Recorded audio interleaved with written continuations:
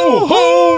Merry Christmas, everybody! Oh, hello and welcome to a very special Christmas Day episode of Two Guys What's Up. Oh, yeah? You thought we'd all forgotten about you. You thought you were safe. You thought we were going to leave you alone on Christmas Day, but no. I've got some winter weirdness for you. All you beautiful people at home, and you, Jordan, sat right there in front of your computer in your house right now. Oh, wait, we're recording? Oh, are you not? You mean we're broadcasting this? Yeah, this is live. Oh dear. Oh, right, okay. It's worth it then, because my wife was getting fuming, but it'll be funny.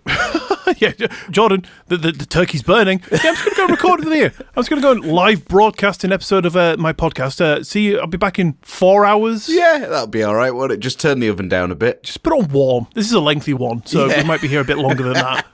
It'll soon be next Christmas at this rate. Yeah. It feels wrong not going, Ian. Yeah, sorry, but I mean, you can if you want. I just did. It's fine. I got it off my chest. And I've already said your name, so Everyone can piece it together. at least we know who we're talking to. Yeah. Fair enough. So first of all, Jordan, I know this has been recorded a little bit in advance. It isn't live, I lied, sorry. But Christmas Day, we're here today, on the day that is Christmas Day. Well done. But I just want to know, what are you most looking forward to eating today, on this day that is Christmas Day? I love honey roasted parsnips. Oh, yeah. They are my favourite. Yeah, absolutely, they are banging.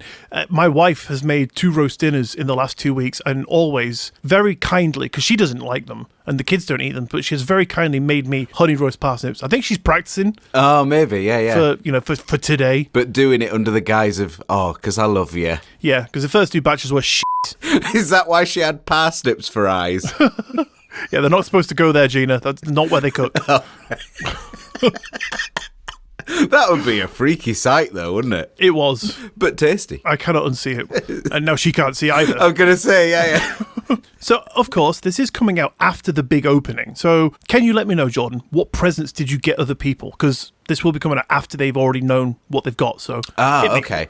Didn't bother. At all. Didn't bother, yeah. No, it was more because this day and age, Christmas Day, has become more of a materialistic show. Absolutely. I couldn't have said it better myself. I feel like it has a bit of a thing attached to it where you feel obliged to actually purchase gifts. And maybe, not even maybe about it, there will be people out there that are struggling as it is and then feel like, I have to buy this gift for all these people and put themselves into greater pressures, all for the sake of the economy and feeling like you have to. Well, actually, by not buying people gifts, mate, you're the one f***ing the economy. But my economy is great. Absolutely, yeah. Your bank is stacking up. For Christmas, I remember you saying something like, instead of gifts, you're going to get people a hearty piece of advice. So what advice did you give your wife? I never give advice. I often cower too quickly. The present I got myself this year was the advice that I gave to myself in the mirror, not to give advice to my wife. Yes. For fear of death. I think that's fair. Yeah, absolutely, yeah. Because, when parsnip face comes a-knocking. I was going to ask you, what gifts did you hope to have gotten from other people? But I dare say, in the spirit of anti-materialism, you're thinking nothing. I just want a firm handshake, a hug, or a grab on the bum. I wanted a new guitar, new Mac, another microphone. And if I haven't got it, I'll be kicking off.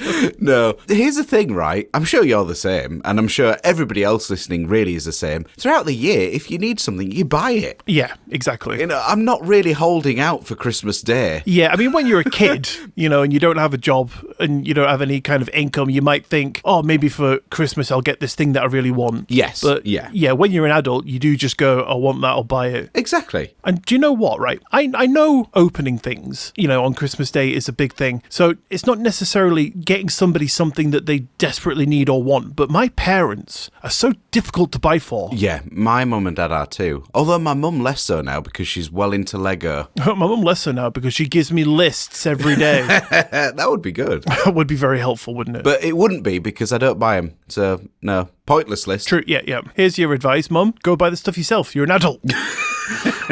But my dad, for countless birthdays and Christmases, I've just been getting in like bottles of vodka and whiskey and stuff like that. And he's like, yeah, thanks. I don't really drink anymore. I'm a teetotal. Yeah, pretty much. He doesn't drink that much anymore. So he's just like, yeah, cool. Add that to the collection. Cheers. And yet you still do it. Well, I've stopped. For his birthday this year, I got him a survival guide book of like how to build a wind turbine. Like if the grid goes down.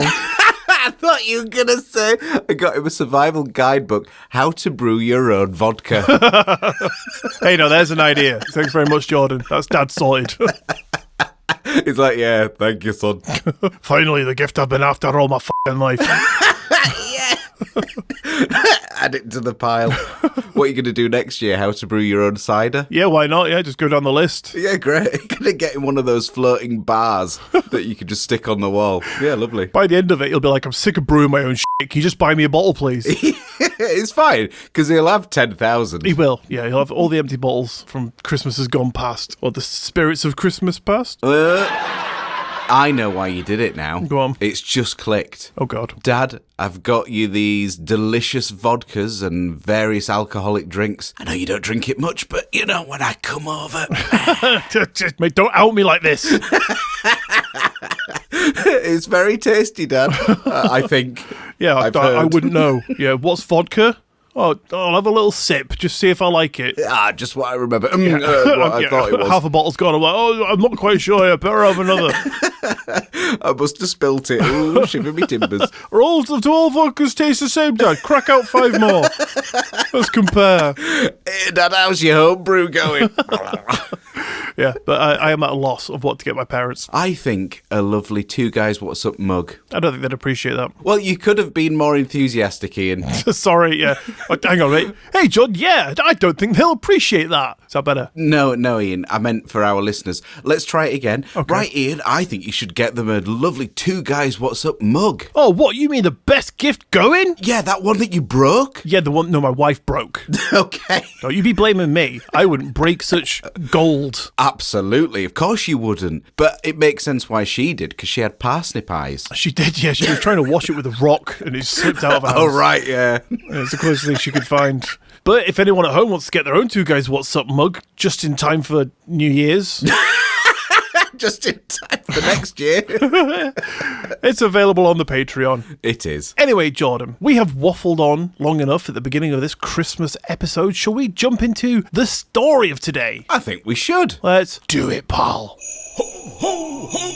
So, Jordan, in early February 1855, South Devon woke up to a winter morning that should have been peaceful. It should have been one of those postcard scenes where the whole picture is tucked under a perfect white blanket of snow, for you see, it had fallen hard the night before, leaving rooftops, gardens, fields, and lanes completely untouched. It should have been quiet. It should have been calm. But instead, by breakfast time, half of Devon was standing on their doorways thinking the actual devil had gone for a stroll through their quiet little villages. Why? I'll tell you. Okay. In towns including Exmoor, Limstone, Topham, Woodbury, Powderham, Dawlish, and a score of tiny villages in between, people stepped outside and immediately stopped dead. Someone, or something, had been walking in the night, but the tracks it left behind didn't match anything anyone recognised. The prints were small, 2.5 to 4 inches long, and about 1.5 to 3 inches wide. They were cloven like a hoof, and arranged in an eerie, perfect single file with 8 to 16 inches between each step.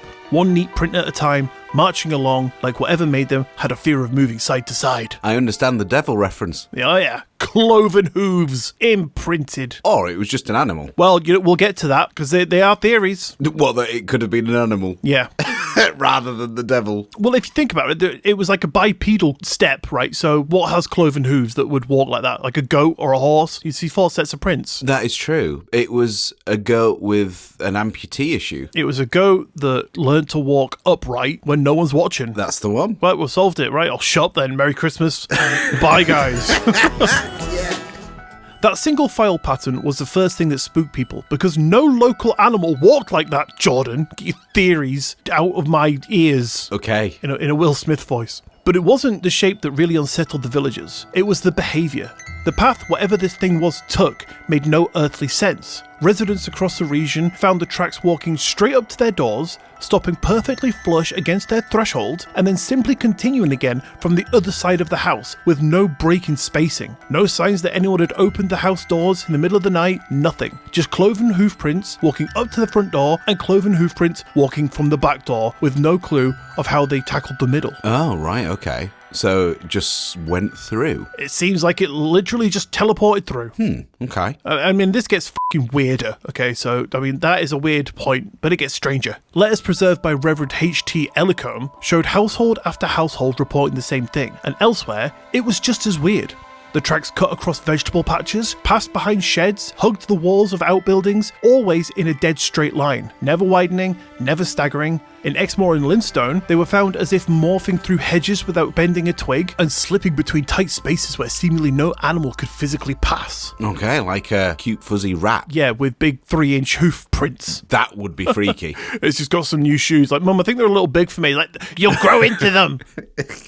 Just wear them, God. The thing is, with your mum and dad, that was true. It was true. With you. Yeah, my parents could never keep up with my size feet. Actually, you know what? That's something that I'm experiencing right now. I think the thing that I buy most in my life, month after month, is children's shoes because they just keep fucking growing. Oh, right, okay. Can't you give them some sort of medication to stop that? What, you mean like a knife to the toes? Oh, God. Yeah, that would work, wouldn't it? I mean, it probably would, but maybe not for the right reasons. This is getting dark. All right, let's carry on. Right. Then Woodbury provided one of the strangest moments of the morning. The tracks on the rooftops. Full footprints seemingly going straight up the side of houses, continuing straight over the tiles, over the ridge, and marching right down the other side. And Jordan, these weren't rumours. They weren't exaggerations, and they were confirmed independently by multiple people. Then the Illustrated London News published an engraving of them sporting a perfect single file line, climbing a house, like whatever this thing was, figured that gravity was optional. Okay, so it's Spider-Man itself around. Yeah, but I mean, like the hoof prints going up the side of the house, I guess, that were left there in snow prints. So it's like this thing was walking horizontally. Weird. Yeah, like Wallace and Gromit with the wrong trousers. Exactly, yeah. Wow, okay. Starting to think that may have been a little source of inspiration for the creators of Wallace and Gromit there. Oh, possibly. I used to love that train track thing there. To be honest, it's been that long since I've seen it, I can't remember it. Oh, I've referenced all these things. Mr. Bean, Wallace and Gromit, you're like, can't remember. But yeah, you've got a good memory. I do, yeah, for things that matter. Anyway, there were even baffling sightings on high garden walls, too high for any livestock to clamber over, but the line of prints simply went up one side and down the other, and every time, the spacing stayed exactly the same. Away from houses, in open fields, the story didn't change. Identical spacing, identical shape, identical weirdness. And even on the River Exe, the prints were seen crossing the frozen surface. They travelled out onto the ice, walked right across to the middle, and continued on the far bank with not a single crack, skid, or wobble in the snow. So Jordan, what are you thinking at the moment? What could this thing be? I mean, you said animals earlier, so what are you thinking now? Oh, I don't know. That is a weird one. The devil, maybe? That, or people with hooves on a stick. You see, right, that's also been discussed, and we'll get to them later. Well, not with me, it hasn't, but go on. Yeah, I like the way that you're thinking about these theories. It's good. Okay. So down in the village of Marksbury, a drain pipe became one of the stranger parts of the story, as tracks went straight up to the pipe, seemingly entered one end and reappeared at the other side. Now the pipe was far too small for any animal capable of leaving those size hoof-shaped prints, and historian and Fortean researcher Mike Dash marked this detail as super strange because it didn't make any sense, even conceptually. It seemed that whatever had made them either shrank, teleported, or just ignored physics entirely. Okay. Explain that one then, Jordan. Oh, a man on hoof stilts walked up a drain pipe. It was all made up. Didn't really happen. Oh, this happened. It's just a fairy tale, Ian. Maybe you're right. That would fit within the theme of Christmas, wouldn't it? Very true, yeah. Oh, It would make sense, absolutely. Nah. And also, I'll take it you back. found this story from the book of made-up events. Yeah, I just thought that was the title. It's catchy. Yeah, it is, yeah. Don't disrespect my literature choices. I won't, never would. Thank you. You're very kind. So throughout that morning, new sightings came in from village after village. People tried to follow the trails, but each stretch only ran so far before ending abruptly, diving into thick woodland or stopping at a patch of open snow as if whatever made them had simply ceased to exist mid-stride.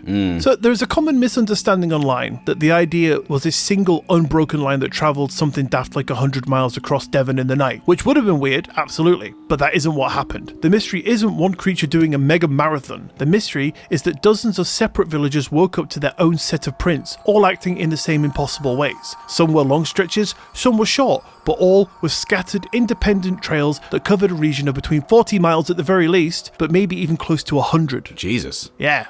Lots of them everywhere. I mean, if this was some sort of Devil, yep. prank, if this was some sort of prank, that would be impossible to actually orchestrate. Oh, I can feel the tables turning. But can you feel that, folks? If it was, imagine how absolutely infuriated you would be if it started snowing and covered them all. That would be annoying. But I mean, like, if it was a hoax, it would have taken a lot of people to do it. Yes. Some might say the whole village. Possibly, but you would have thought that for the fame of it, or, on a deathbed, somebody would have come forward and said, yeah, it was a hoax.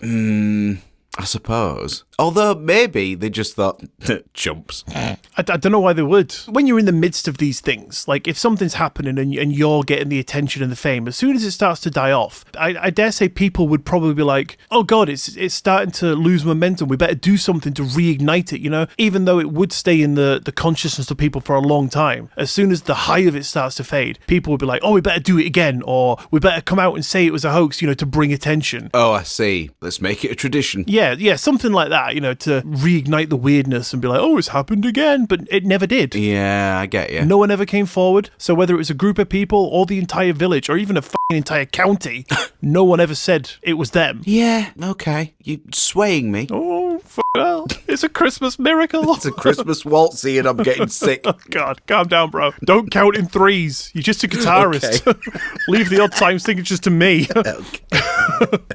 So clergymen, magistrates, farmers and ordinary families inspected them, and the documentation is impressively consistent. Everyone described the same cloven shape, the same single file walk, the same steady spacing, and the same complete inability of anything we know to behave this way. Yeah. Victorian explanations came thick and fast. Some newspaper blamed badgers, as if badgers were suddenly walking in perfectly spaced single lines on two misshapen legs and marching up walls. Others suggested birds, but there was no wing marks and the prints weren't bird feet shaped.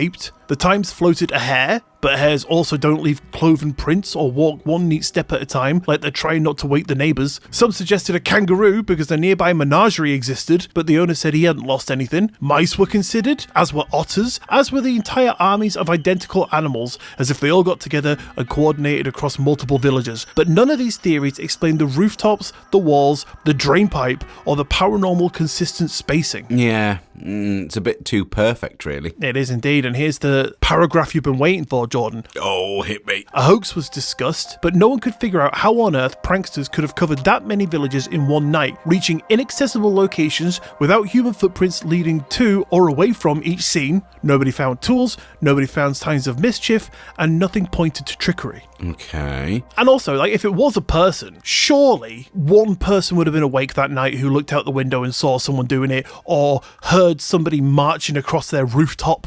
You would think. One Ring doorbell cam would have picked something up. Where's the tech?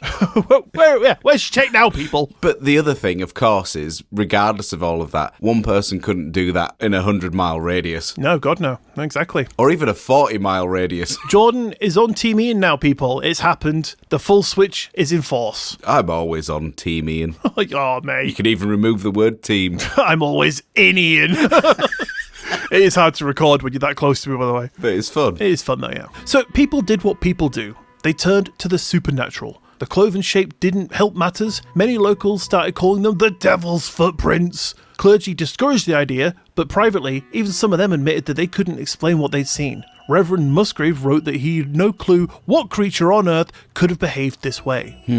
So within a couple of days, the snow thawed, fresh snow fell, and the footprints were gone. No creature was caught, no cause was ever confirmed, and no theory since has accounted for all of the details. Charles Fort, whose name has become immortalised in a way to describe the weird, later reviewed the surviving records, and he treated the event as one of the best documented, unexplained physical phenomena of the 19th century. Something that behaved in a way that nothing in nature does. Modern researchers who have gone through all the surviving material say the same. The event is real, documented, witnessed across multiple communities, and still unexplained.